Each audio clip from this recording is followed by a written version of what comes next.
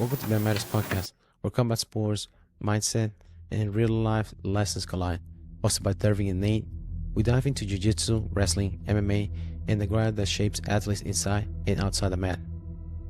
Every episode we bring stories, strategies, and raw conversations that fuel growth, resilience, and community. Stay tuned because it's more than a fight, it's a lifestyle.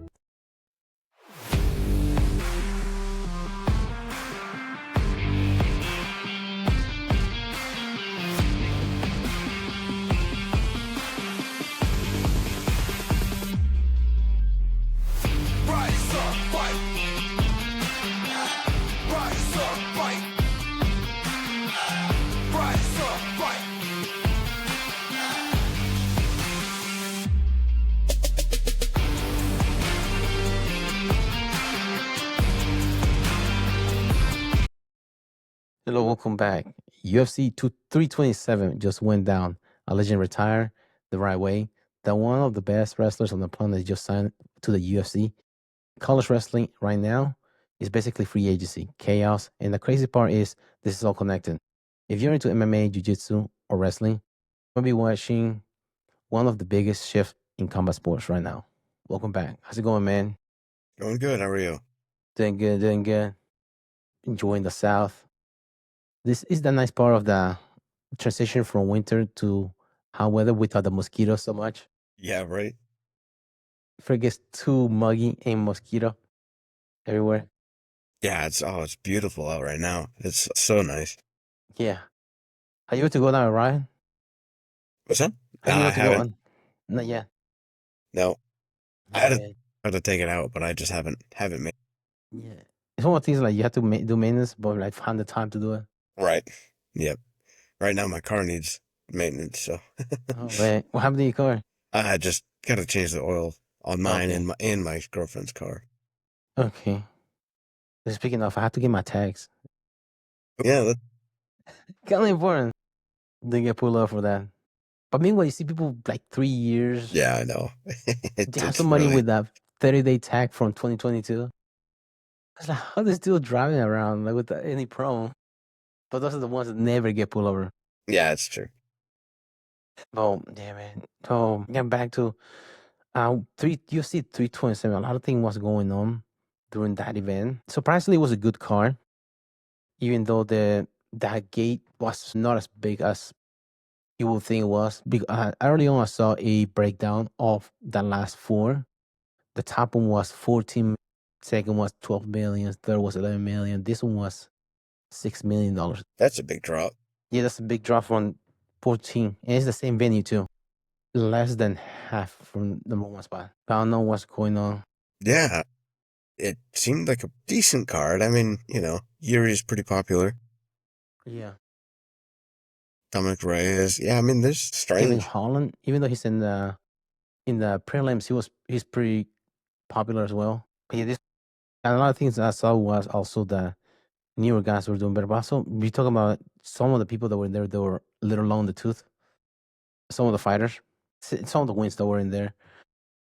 For example, remember the Russian guy that we talk about, Muskarov? I think that's his name. That he was 16-0. That he had like 16 fights in the last 15 years. That he was gets some of his fights canceled. Costa was able to beat him, but I forgot to mention last week that was Paulo Costa at 205. He usually fight at 185. This one was at 205. That's a big jump. Yeah. Going against undefeated Russian. Came out on top. That's crazy. That's quite a win. Yeah. I think that was more impressive than the Dominic Reyes versus Johnny Walker. That fight was boring. A lot of people were getting bored to tears. That fight. Really? Yeah. Yeah. They're not willing to engage. They were afraid that they were going to get a double knockout. I guess that's my guess. Because a lot of people were predicting that double knockout. Yeah. But they were not willing to engage. A lot of people were booing. Dominic Reyes won, but I don't know how much it affected his stock as far as with a win, beating Johnny Walker, but it's a boring fight.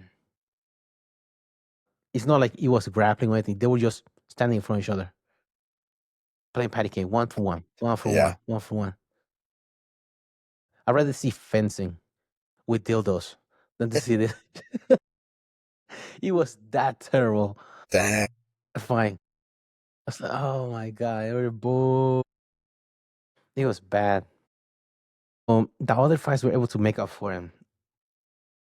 Let me pull up the card so I can be able to break some of those matches because a lot was going on.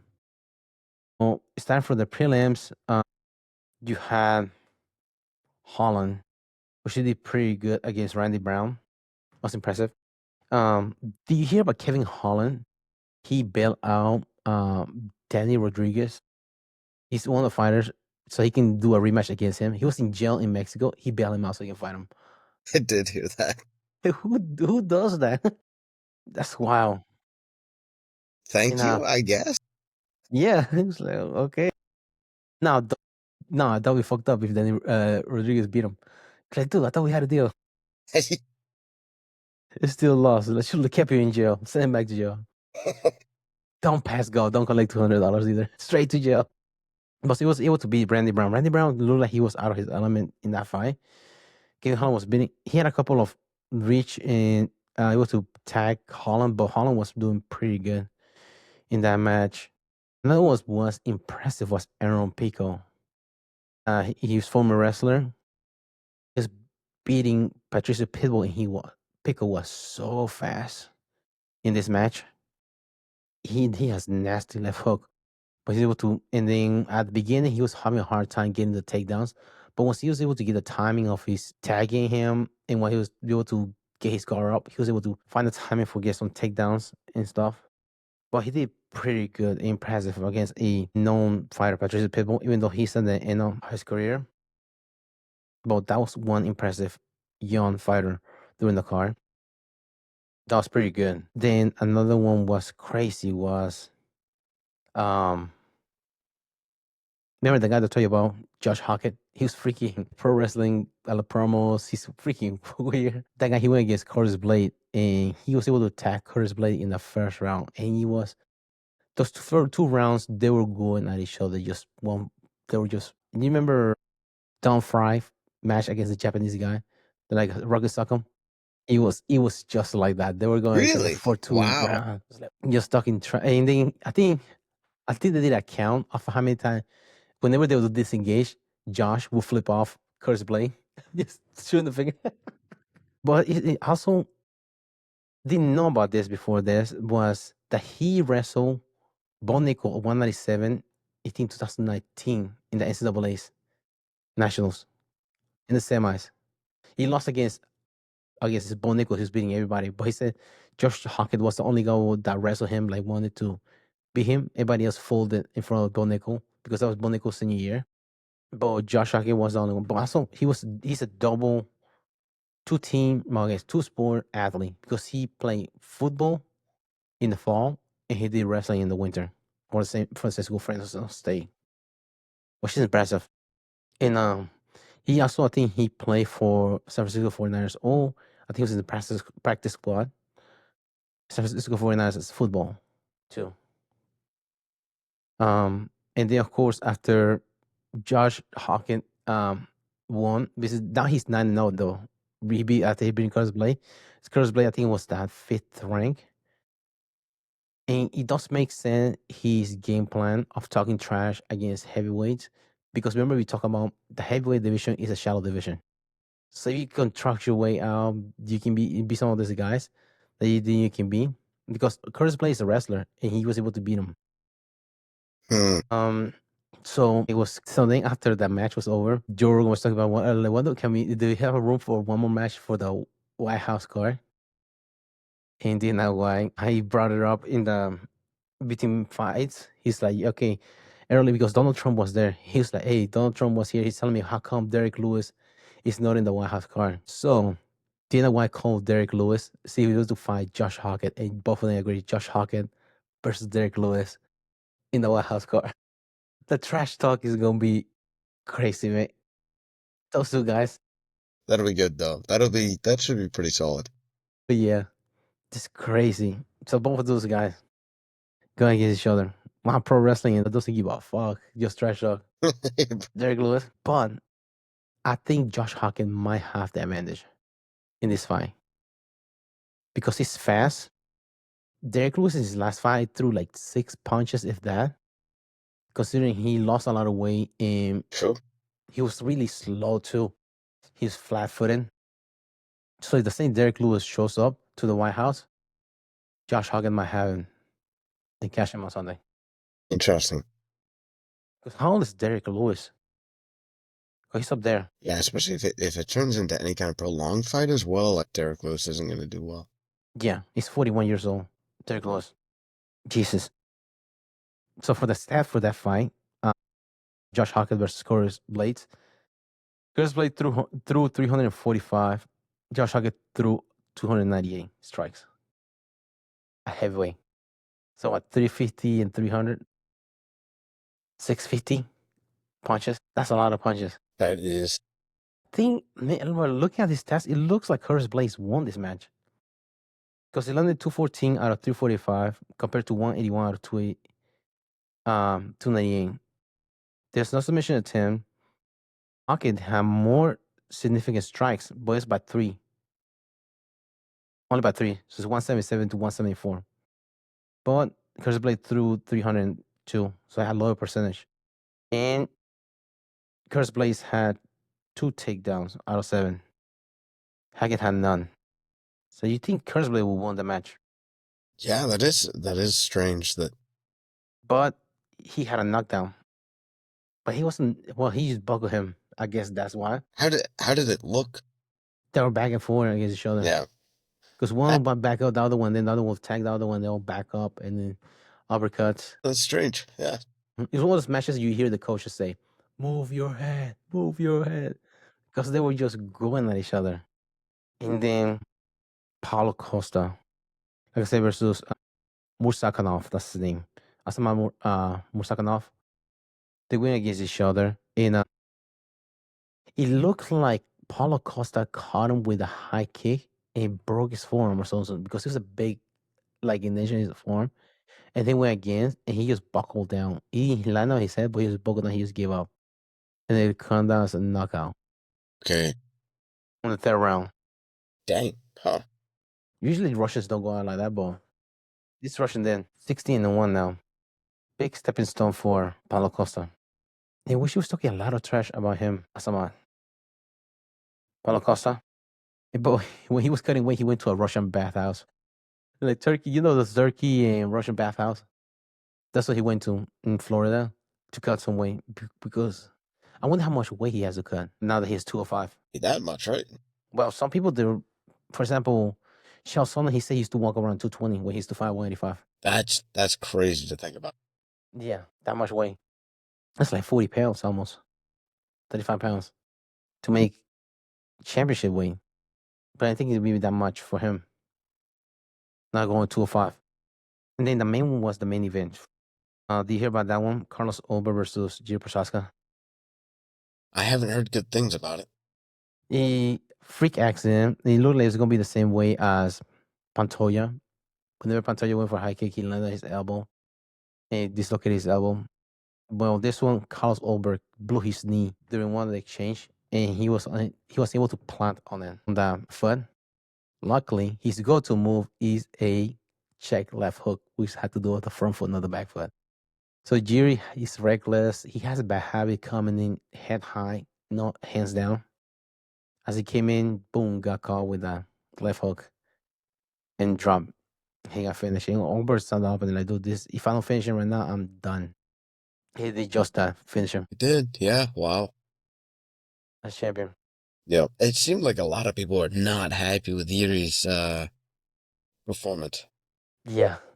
He said mercy. They're trying to do mercy like he was trying to give some pity against his opponent.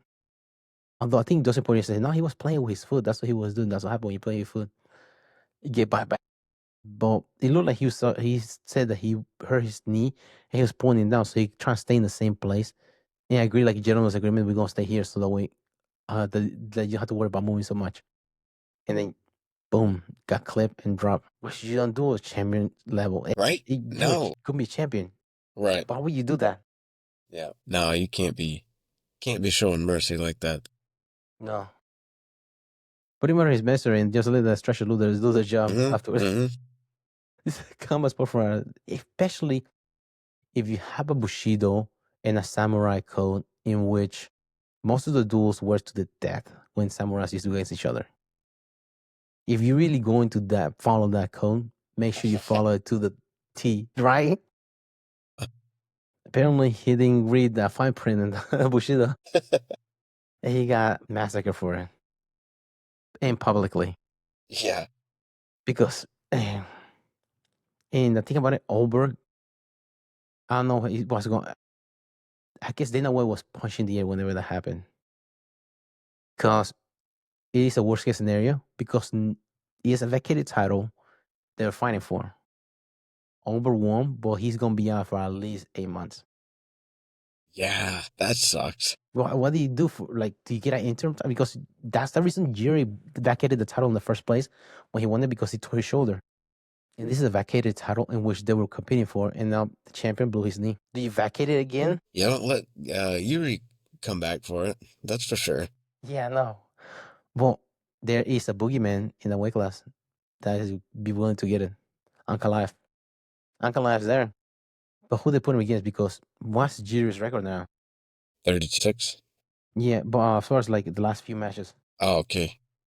because he lost against Pereira twice. Because Uncle Life brought that up, that Yuri Prochazka does not belong in the title contention because of his record. So he lost to Pereira in 2023. So let me see. 1, 2, 3. So he's 3-3 since then. Well, he lost against Pereira, won against Rakic, lost against Pereira, then once against Jamal Hill, Roundtree, but lost against Carlos Ulberg. Then all of those losses were finishes, and all of those wins were finishes. The finishes are impressive. It's winning, but also like takes a toll on you when you get those kind of finishes. How much time should he take off after this finish? Yeah, it's true. I don't know how many times. I don't know. I thought he had it. I really did. I thought he had a good chance. And maybe he did. But when you make decisions like that, to show mercy or whatever, it's certainly not winning any favors with Dana. No. And that's kind of the big thing. Yeah, I don't know. I don't see that doesn't bode well for him in the future. He didn't take mercy on Claire Roundtree when they was beating him off. He's bloody up. I mean, he was losing the first round, I think. He lost the first 2 rounds. He went to get Kyle Roundtree. He just picked it up on the third round, and he hit him so hard. It was one of those knockouts. I remember, heard one of the worst knockouts is usually when you get rocked and you fall face first. That's how you know. Usually people don't naturally fall forward in the stiff. It's one of those knockouts. He hit him and just boom. It's like game over. He didn't take no mercy on that one, in that match. But I mean, that wasn't for the title. Then for the title, you have to take it out of everybody's hand, out of the referee's hands, out of the judge's hand, even out of the promoter's hand. You just make a statement, show that you're the champion. You have the opportunity. Even Royal Lango, remember the video? You blew it. I like, would you? How would you do that in the championship? Do you feel bad for him? For Yuri? Mm-hmm. Not really. It seems like it is his own decisions, Mm-hmm. I mean, he's done well for himself. I don't know. He's a strange guy who lives by his own code. I don't know. Yeah. I don't really feel bad for him, I wouldn't say. Just, he does his thing. Yeah. Joe Sean O'Malley, what he said about him. But he's been a shit or some tree right now. That's who taking that loss. We think it's mercy. Do you think it's that energy now? Because he's gonna be a new Dan now. Do you think that has something to do with it? He's gotten It could. soft. It could. Yeah. I don't know. I wanted that has something to do with it. Get a little bit of soft Mhm. instead of going for the kill. But man, you have to look at the big picture. He just took money out of your kid's plate by taking the loss. Yeah. Damn. Because I don't think. Now, put it into perspective. How much press do we have to do as a champion? Because I don't think he did much last time he was a champion because he got injured his shoulder. He vacated the title. I don't know how much he will have to do marketing and competing and going to camp as a champion.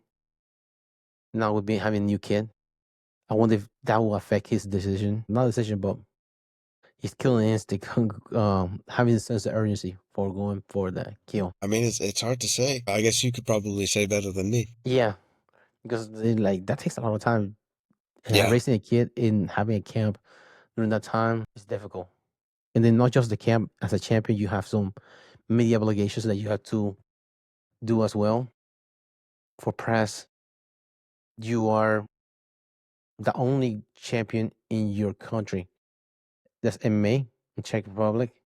Think about when you get there, how much press you have to do there as well. That's People true. seeing you, man. That doesn't. Don't let that stopping you from becoming great either. You gotta, yeah.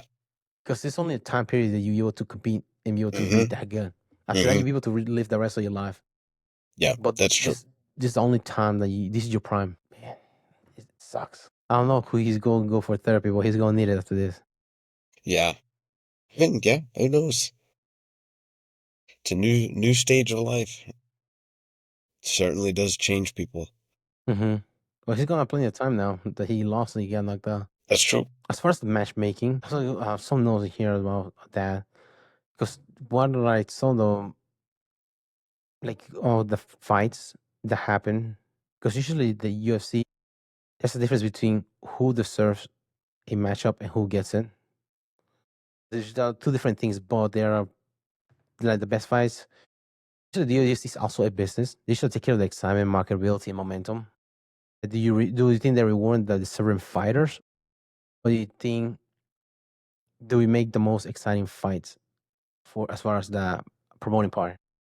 For example, the Derrick Lewis versus Josh Hawkins scenario. Josh Hawkins is no rank. Derrick Lewis is down the decline as far as the ranking, but he was one of the one of one cards. They were both added to that card. Bar that they are both not big. Well, Derrick Lewis is a big draw. Why is that match does not make sense? Yeah, true. I mean, at some point you kind of, I don't know. Yeah, there's a balance to be had, but I feel like um getting the good matches regardless of the rank. I mean, and the White House card is supposed to be something special as well. So I mean, yeah, it's kind of a unique case, Mhm. I would say. But Because there are other fighters that wish they were in that card. They were not. true. John Jones. Yeah. But it's crazy that both of them were added last minute to the card. That's one way to build their own stars, especially in the shallow weight class, like we said. Speaking of building contenders, let's talk about someone who might skip the line completely. Gable Steveson. This is massive signing. Olympic gold medalist, elite level wrestler, freak athlete. And anytime you bring someone like that to the MMA, starts asking some questions. Do you think the comparison makes sense? But the sport has evolved. As far as Brock, do you think the comparison between him and Brock Lesnar, do he have the same impact? Or do you think the sport has evolved beyond that and heavyweights are more skilled and well rounded? Because remember Brock Lesnar came in, he was able to go to people. He was able to go to Heath Herring. He lost against a skilled grappler, Frank Mir, his second UFC fight. But he was able to go against a veteran in Randy Couture, even though he had like a 6 injuries advantage and he was a lot heavier. I think Couture was older, a heavyweight.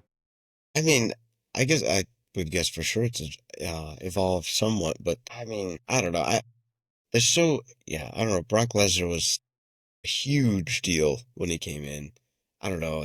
There's no denying he was, he had his skill. He was a brute. Yeah, I don't know. Maybe things are a bit more well-rounded now, but I don't know. It's Brock Lesnar in his prime, I think would do okay even now. Yeah. Yeah. Now that we talk about it, Brock Lesnar was good. Also, he was a one-time national champion in All-American. Gable Steveson, I think he's two-time national champions, four-time All-American, and Olympic gold medalist. So he's not good in college, but also good in world senior Yeah. level. Yeah, that's true. That is impressive. And also, he's a freak athlete. Like he can do a backflip, a heavyweight, like a freaking bear. So that's impressive. Will he be? Do you think? Well, his wrestling changes everything. Can he strike? Well, he you see a couple of matches that he was able to strike. The was it like dirty boxing. What was the match that he did? That he was able to knock out the guy because he was purely striking. He wanted to get better at. He was able to beat that guy. Some of the matches that he did against was able to be good at striking. But also, that's beginner's level striking compared to the pros. He was caught. Was it a head kick in the last fight? I think he got caught in a head kick. That's the only thing that I've seen that he has been susceptible to as far as striking. But as far as like striking, he's pretty decent. He's pretty fast too because of striking. And I mean, he has a good coach. I think Brandon Gibson, that's his name. Is under John Wickle John and Greg Jackson's Albuquerque. So he has a good striking coach, so that's not a problem. People that he can test with. Yeah. That'll be interesting to see. Yeah. How do you think the UFC is going to build him to become a star? That's the question. Yeah. Yeah. I'm sure they'll run him up through, I'm sure they'll, you know, probably jump him through the ranks a bit. They seem to like to do that with people that, people like, or yeah, just in general, who are already somewhat well known. I wonder if they put against Alexander Volkov. He's tall guy. I don't know if they put against him. Who are the guys that are in there in the heavyweight? That they can put him against. They can favor. I wonder if they're going to give him a safe debut, or they just completely just drop into the deep end of the pool. Which, if he has a new contract, I would think he will try to go with a safe bet because he's not making that much money. If you're not making that much money and you're getting put against deep end, that you the risk for failing is high. You're putting too much risk and not enough money Yeah. into this kind of risk. Mm. As his manager, which John Jones probably could attest to that, he probably tell him to go safe bet, build himself up, so he can get some matches as an experience. Yeah, I would imagine. Just get a feel for the octagon, get a feel for the pressure and the wide variety of potential hurdle. Yeah, because it is a different. He have competed in the NCAA's and he has been international level, but MMA is a different beast of his own when it comes to competing. Because he has so much more probabilities. Worst case scenario, you get pinned in wrestling, but in here you can get submitted, you get knocked out, and two of which are things that he's not familiar with. He's not used to going for submission, and he's not used to going for a knockout. So it is something to see. It will be interesting how he does coming up the ranking. Now, on the other side of things, we saw the end of an era. Cub Swanson retiring, and not just retiring, but doing it after a win. That's rare in MMA. Most fighters don't get that storybook ending. They take too much damage, they stay too long, and it's kind of fade out. But Cub, he went out the right way.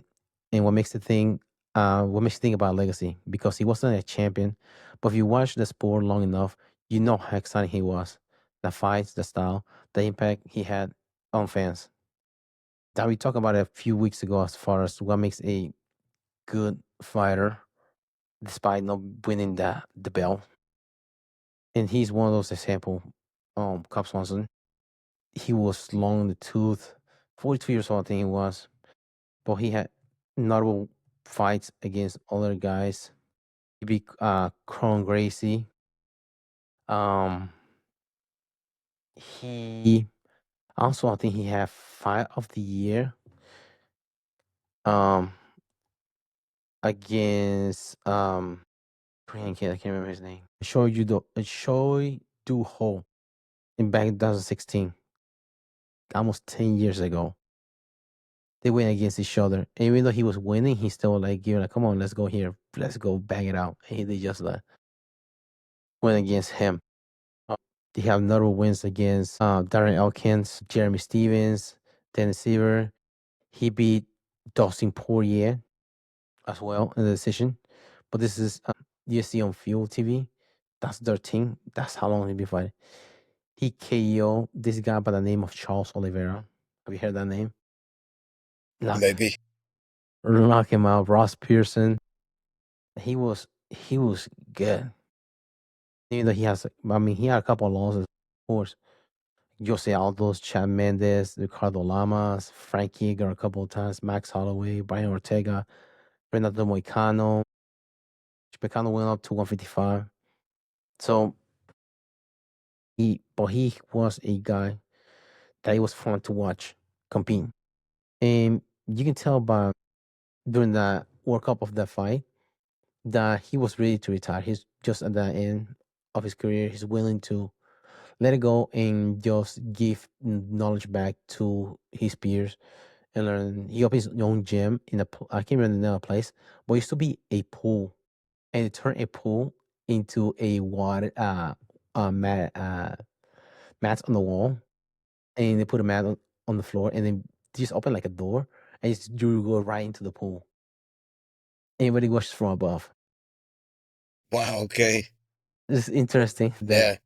but that's his gym that he opened back at home. Yeah, but it is nice to see a legend like that go out on his shield and winning as well.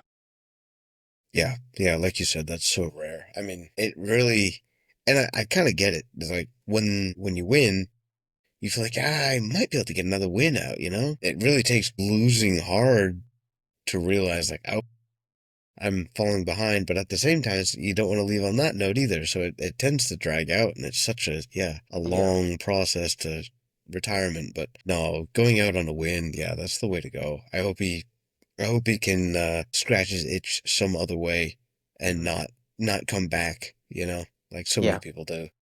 yeah, which is good whenever having the aspect of the coaching part because he doesn't worry so much about himself. It's about the people that around him. Which I think he was on with Greg Jackson 1.2. That was fighting other. But having his own gym and giving back to the community for a sport that he be able to provide for him. Then he talks a lot about his kids a lot now. So he would spend more time with his kids and be able to also give back all the knowledge that he had during his whole career, which dates back. I think he was the only one that was left out of WEC alumni. That's how long he's been fighting. 2004 was his first fight. 22 years. He's no one. That's impressive. Yeah. Yeah. He's been fighting most of my life. Yeah. And that is at 145 too. Usually not a lot of fighters fight that long at 145. Yeah. Lower weight classes. He was still fast during the fight too. Really. He was fast still. To crack. And what you said about winning, I think last fight he won. He was going to retire, but he won. He's like had one more fight in him. So he did just that. One more fight and just hang it up. But he was good. One guy that reminded me of him, Aaron Pico reminded me of him. The way he strikes. Really? Yeah, they both strikes alike. They're fast. And they're able to crack too. I don't think he gets enough respect by the casual fighter, but hardcore fans that remember him from the WC days, they do remember how good he was, despite he wasn't a champion. But he's a good fighter. And for the next segment, and while legends are retiring in MMA, grappling is evolving fast right now. UFC BJJ 7 is a perfect example of that. The biggest thing that stood out to me was wrestling is becoming more and more dominant in jiu-jitsu. If you can't wrestle, you're behind. Simple as that. And it's changing the way matches look. More pressure, more top control, more emphasis on athleticism. Another rule that set plays a role too. Because depending on how you score things, points versus submissions, you're going to influence how athletes compete. So now the question becomes, is UFC BJJ helping grow the sport or is it changing it too much from the beginnings? Jiu-jitsu mostly ground control. What do you think?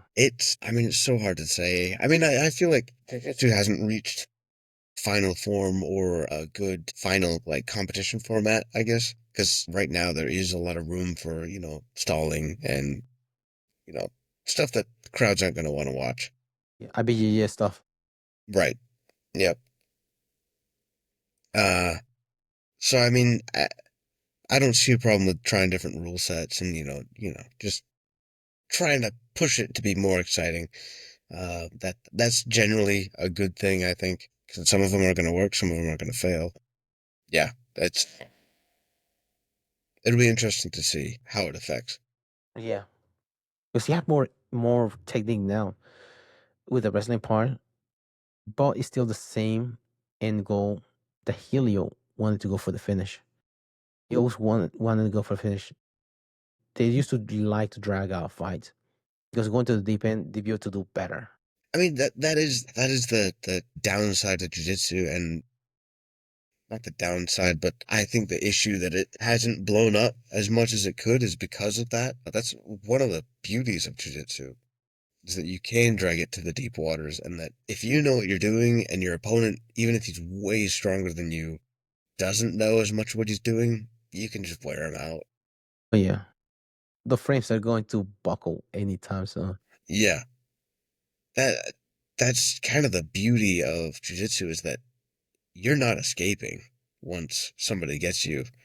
Um, but yeah, it's not necessarily going to be a fast finish either, which Hmm. everybody loves to see. Yeah, yeah. Well, also one thing that I didn't take into consideration before, we talked about before earlier about how long competitions are usually are matches. UFC BJJ is 3 matches of 5 minutes. That is a long time, That's pretty exhausting. especially the score system, 10 point system. That's what you use, right? 10 points more I system. think Who wins so. the I think round? so. Yeah. So yeah, like yeah, those 5 rounds. So I was wondering why, because usually in MMA they have a 3 rounds for non-title fights, and they have five for championship. I wonder like if they were gonna do that for UFC BJJ, but like, dude, no fucking way. 25 minutes for a championship fight, and they usually have a couple of championship fights in one event, so it will take up a lot of time if Wasn't they're that not what going. Metamoris did? What did I they think it was do? Metamoris. That was a sub only competition, and the rounds were 25 minutes straight. That's a long event. Was it? It was it. Did they do one recently? Or was it Polaris? I'm thinking about. But they did one in Wales. That was in the castle. Oh, really? Yeah. I didn't see that one. Yeah, that was fun. That's when they did a thing. Who's number one versus Polaris team? But it's a weird quintet because they really go not just one time. It's like a 2 hour long quintet. But if the smaller guy, so you have somebody from one weight class lower than the other one, the smaller guy submits the bigger guy. It's 2 points that one. Okay. Yeah. So strategically, you can start with, and it's not, you just keep going till the score goes. Right. Wow. It's a lot of matches, Yeah. but 2 hours, that's like an open man. Right. Yeah. It's Yeah. 2 hours. But make it interesting going in for that long. But how many people can you keep interested during that time? That's the problem. Yeah. I mean, a lot of the hardcore guys, sure. Hmm. But yeah, there's going to be a lot of people that are not about. Yeah. Casuals will not be able to keep up with it. Some notable wins was Adele Fornarino. She was able to defeat Alex Enriquez, which was the last time she lost was against her, I think. Yes, she was able to avenge her loss and compete. But she went on a run of beating all the people for ADC winning absolute. Adele. It was because after she lost against Alex Enriquez, but she was able to compete. Then you have also the debut of Declan Moody. Which looked pretty impressive. I'm trying to remember what he got. He was able to get a back attack, get back control, and for some reason, the guy was trying to defend that hooks in. while he was getting his neck attack, which the commentators addressed that. You never try to defend hooks in when someone's trying to attack your head.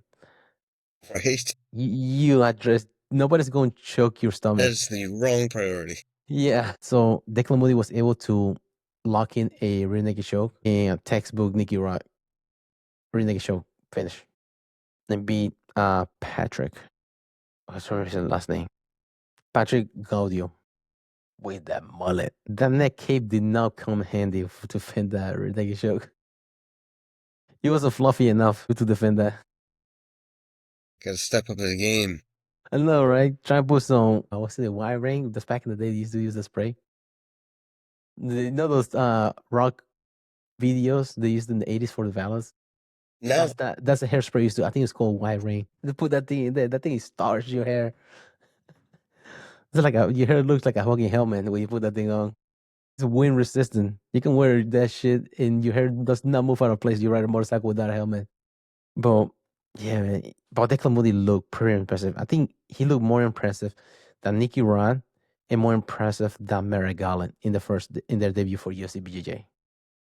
Really? Yeah, I think he did look more impressive than both of them. It's really mobile. And he said the one thing that they addressed was interesting was Declan Moody was a smaller guy when he started doing jiu-jitsu. That is a bigger guy.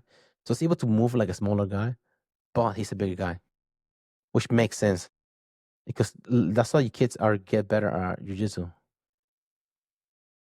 because they're so little, but they're so used to moving around.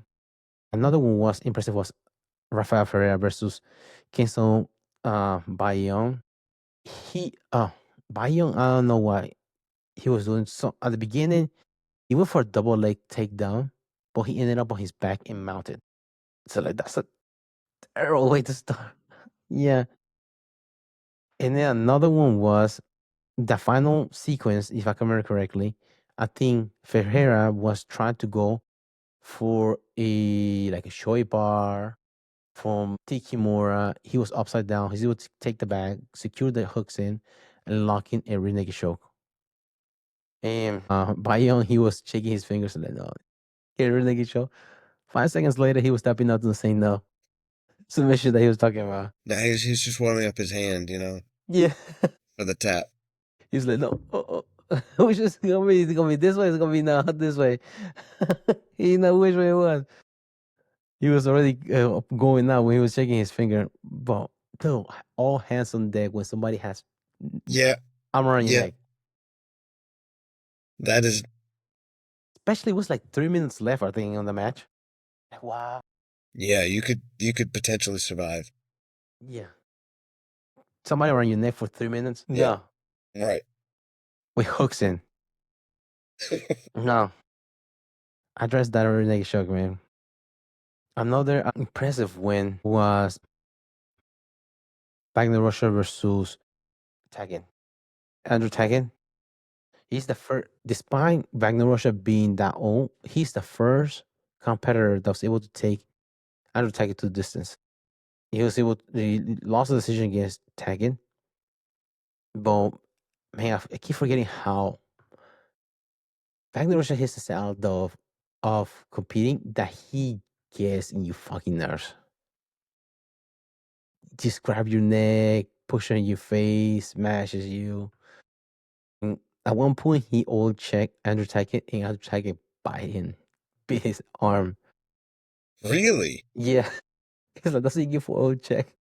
Yeah, but technically, all checks are not illegal, but biting is. How gay is jiu-jitsu? Make that make sense. If that's not jiu-jitsu in a shell, I don't know what it is, man. He was biting Wagner Russia. It's like you biting me. Even the referee in front of the referee. And you can tell his teeth, his Wagner Russia's rash guard was between Andrew Tag's teeth. You biting me, man. Like, dude, you grabbed my ass. Most That's sense urgency funny. there. Yeah, he does. He has a way of really pissing people off. Oh yeah. Dude, he's so annoying. If I was gonna give him, oh man, I'd be so annoyed. Yeah. Doing that shit. It's like, what the fuck, man? I'm gonna stomp you, man. Yeah. And now another thing, I forgot to mention Randall Willing. Also, she had first UFC BJJ win via knee bar. At the beginning, he looked like she was trying to wrestle and stuff like that. And then after that, she just went for it, just trying to grapple. Joko was there like, hey, she doesn't want to grapple. Just grapple her then. Just do that. She doesn't want to grapple. Take it to the ground. But she was able to get a knee bar because I don't know if you remember her first match was against Bellamere. A really highly competitive because she competes in wrestling, she competes in jiu-jitsu, she competes in MMA, she competes all the time. Somebody really hard to beat. But Brandon Williams was able to get her first win, UFC BJJ. Speaking of wrestling, about something is going on recently, happening in college wrestling right now is the transfer portal is chaos. You got high level names like Ryan Crookham, Maya Shapiro, AJ Ferrari, all moving around. It literally feels like free agency. And a big part of is that NIL money, name, image, and likeness. Now athletes have more freedom, more options, more opportunities, and that's great for them. But also raises the question: what happens to team loyalty? What will you think about that? Because not so much anymore. Athletes used to compete and have some pride of representing the school, but now it's showing in front of him, and he's like, "Oh, I'm leaving." What do you think about that? Yeah, it's kind of too bad. I feel like a lot comes from the loyalty, of having a really strong, united team, consistent training partners. I think those things really do benefit the sport. So, people just jumping around for money. Yeah. I mean, I'm sure there's going to be some good programs out there and I'm going to be some great wrestlers, but yeah, I do think that the loyalty does tend to be a good thing. Yeah, even though it's a individual sport, you need your team to be able to build up. And what do you think happens with long term development with all these athletes transferring around? Because if you keep transferring, there's no such thing as long term development within a program. It's hard to say. I mean, some people it might benefit, you get a new look Hmm. from a different coach, but also at the same time, having a coach year after year, the coach gets to know you, you develop a game underneath that coach. The coach knows that game. Yeah, I don't know. It's can be hard to really develop a good relationship quickly with a coach. Hmm. Yeah, like for example, the example of Maya Shapiro, he was I think it's 2-time All American thing, and he has one more year left in Cornell, and now he's transferring, which is nuts. Would you rather graduate and have a diploma from Cornell while wrestling, or having this Ivy League school, or get a diploma from a different school just because you want to test the waters and see what if you be able to do better in the sport? It's I feel like crazy. that just doesn't make much sense. Yeah. Yeah, because I mean, Ivy League Cornell, you already how long you been there? 3 years, 4 years? You were in there, and now you're not getting your diploma from there because you want to test your water somewhere else. Yeah. Uh, and now Ryan Crookham, I think it's Lehigh. He wrestled for. Last year, he was competing. He got injured, so he was able to make it national. This year, early in the season, he got injured again, and he was able to compete. Next year, he's transferring to Iowa, which Iowa is one of those teams that have a lot of wrestlers that are injury prone all the time, which I don't think will be the best of his injury when it comes to physical therapy from school. If he's injured, that much injury prone, getting 2 seasons ended injuries, and then going to Iowa. I think they're known for getting a lot of cortisone shots to numb out the pain, but still breaking down. That's an interesting move for that guy. It's crazy. Then another guy, Robinson, he was I think his freshman year with NC State, he won nationals at 125. This year, he was All American. I can't remember his place, but he's on the move. He's going to Nebraska this year. No, next year. Which is interesting. Moving out of NC State, he had a good relationship with the coaches in there, but he's on the move, moving to Nebraska. It is Nebraska also is a top 4 team too, so you can blame him for going to a team like that. Yeah, oh shit, I forgot. Virginia Tech having a lot of guys coming in. And Virginia Tech in the ACC against NC State. I don't think he wants to. He wants to go to the ringer for the against Virginia Tech. But also, it's the Big Ten in for Nebraska. Also, it is a tougher conference there. And more guys that higher caliber there. I don't know if he's challenging himself there or not, but I think he probably is, especially going to a top 4 school within the last 2 years. And another one was interesting guy that moved in the transfer portal within the ACC. NC State and UNC are rivals, and this guy I can't remember his name right now. He transferred from UNC to NC State. Like when we talk about loyalty, dude, these souls and loyal. This guy, how do you go from UNC to NC State transfer within the same semester? Right? That is rude. When I'm from, they call it Judas. I don't know about you, but they call it Judas. Those guys, they call him that name for it, making that kind of move. And then Stanford, that's another school. Stanford, just put into perspective, their team was about to get cut off in 2021. That's the one where Shane Griffith, he did a strike. He wore a black singlet instead of the Stanford. Even the rest of the finals, won nationals with a black singlet without Stanford, and kept the program alive. Now Stanford, they were able this year. They placed 6th place in nationals, and they had a couple of guys that were All American. I think 3 or 4 guys, and they have a national champion, a freshman. In 9, I think it was. They had a champion there. Of I think 3 of the All Americans, they're considering transferring to test the market value of NL, which is crazy.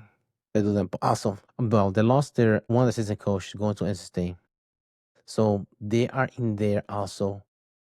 Consider where they are living in Stanford or Silicon Valley. How expensive is there? Yes, they might have the college athlete. If you have to make some money somewhere else, it's not as expensive to stay in. Will you make that move or you stay there? It's a question. Yeah, I mean, it kind of depends on the situation, I guess, but that move would be pretty tempting. Yeah, I mean, college life is a freaking struggle regardless. Yeah. Anywhere else as well. Yeah. I'm sorry that you're not having career when you're in a freaking nice freaking college that you're going to. My bad. Like everybody else is able to have a better than you, but college wrestling is tough. I'm pretty sure the coaches will be able to figure out something for you, especially Stanford, despite how expensive things are, because they're able to come up with some plan for school for them. Well, even the coach said that they're probably contending to be one of the top teams in the country, probably be in the top 3 coming up. But if they're having guys that they're developing and they're leaving the program just to test the market value, their chances of being that good it diminishes just because of money. I think their average is 9.9 scholarships per team out of 30 team members, but I think Stanford only uses 6. Don't have 6 available scholarships, so that narrows down some of their resources for them. I'm not sure they use NIL deals for their wrestlers to keep him locked in or help them give him some money while they're still in college. It is tough to develop a good core of wrestler and build a team. This is keep going on, in which the government, I can't remember, the Congress is trying to pass a bill to minimize that, having athletes are only able to compete 5 years from when they graduate high school. Yeah, unless you have, I think it's parenting, like become a parent, something like that, or you go on a religious mission, kind of like Mormons. Sometimes they go on a downline session. That's the only session, or I guess military too. You have those kind of sessions. That's the only sessions that you're able to compete in college. Yeah, I think of a lot of hockey players as well. What do you mean? A lot of hockey players, my understanding is they're in college, but they're like 30. Wow. Yeah, they come back in like late and play. Wow. That is nuts. I don't think D1, they have guys like that. D2 and D3 in wrestling, they do. I can remember you have to have consecutive eligible years in D1 for wrestling. Yeah. Because in college, I think D2, they had a guy that was recently, I think it was in his 30s. competing there. Well, what's the name? Lovato. He's competing recently in D3 was Oklahoma City for wrestling. I guess that won't be available anymore. Strange. But wrestling in and of itself is a young man's sport. If you wanted to do that, do as old that you get, it's on you, right? It's on you. Yeah. I don't know how much advantage you have. Dude, you want to change level and you don't come back up, man. Oh, you just pulverize. I don't know if you ever watched that commercial back in the day. They used to like got milk when the old man. I think Dave Chappelle did a skit about that. When the old man got milk, he didn't like drinking milk, so he picked up the barrel. His arms just turned into dust because he didn't drink milk. That's what's gonna happen whenever like you get older. You try to compete against this young man. If you want to compete against younger men, sign up for local tournaments and all of that. Don't sign up for a whole season. That's nuts. Jump in 2 feet. You got this. Dude, whole season? Head first. Yeah. And you have to show up to class too. Like, oh, our professor's here. Oh, we can start class. Like, no, well, it's oh shit, I thought you were going to go over the syllabus. No, man. Are you assistant professor at least? No. Yeah. That's nuts. A lot of people do it with the GI Bill. Our military. Get and go back to school. But they're not competing though. They're just going to school, taking classes, getting some credits. Oh, man, yeah. I don't know about you, but I'm not a big fan of the transfer portal because out of those people that go on the portal, no, I mean, unless you're a big name, you don't get picked up anyways. You just to quit your job whether you have another one line up. What's it called? One in the hand is worth two in the bush. One in the hand is worth two in the Yeah. bush. Yeah. Kind of scenario. Like, dude, if you know how big name, you start to go transfer portal. Like, who the fuck is this guy? They fresh out of money, man. And also, another thing to bring up is that transfer portal is from April 1st to the 30th, which is the end of the semester. That's when it's open. If you don't get picked up by the 30th, good luck, man. Yeah. Oof. That's Yeah. some pressure. Yeah, especially if you're not All-American or national champion or a national qualifier. Those who are looking for you. What do you do? I mean, crazy. But for closing, when we step back looking at, we just talk about Gable Steveson entering the UFC. It's moving like free agents, jiu-jitsu evolving, legends retiring. This is a shift. Combat sports are blending together more than ever. Wrestling, jiu-jitsu, MMA is all becoming one system. And the fighters who are going to see in this new era, they're not the most skilled. They're the ones who adapt the fastest. Do you think that's fair to say? Because remember you bringing up that jiu-jitsu itself, not so much jiu-jitsu, but more grappling base. Yeah. No, I think that's pretty fair. Yeah. No, I think that's a pretty fair statement. Yeah, because you're able to have all these different arts together and be able to combine them. In which that's what the Gracies want to do the first. See, test what jiu-jitsu beat everybody else. But now jiu-jitsu, a lot of people learning the basics and fundamentals of jiu-jitsu and combining it with their own disciplines. Yep. That merging of them all is the hard part. Yeah. The part that takes the skill, but the part that really makes a difference. There were three things I can't remember the third one was. Danaher talk about that jiu-jitsu needed for it or grappling needed for it to become more evolved. I think the third one might be just going for submissions, but one thing was leg locks was the first one, and wrestling or takedowns. If those that are not involved, the sport will be able to. That's the holes that the sport had. But now we're seeing that more often now. People be able to take it to the ground and turn it into the Mexican ground karate that everybody knows for. So it's nice to see that that's coming full circle now. Despite he's after his time for coaching, it's happening now. Those things that he talked about, but it does make sense what he was saying about the takedowns in the leg locks. But I don't have anything else. Do you have anything else? Good here. Yeah, close out. Yeah, thank you guys for listening. Hope you enjoyed the episode. Give us a listen on Spotify, YouTube, Amazon Music, iHeartRadio, and iTunes. Give us a follow on Instagram. Let us know what you like and what you don't like. We'll see you guys next time. Thanks for tuning in to the Mad Matters podcast. Don't forget to subscribe and follow us on Spotify, Apple Podcasts, iHeartRadio, Amazon Music, and YouTube, so you never miss an episode. Drop us a review, share with your training partners, and keep rolling on and off the mat. Until next time, keep fighting, keep learning, keep growing.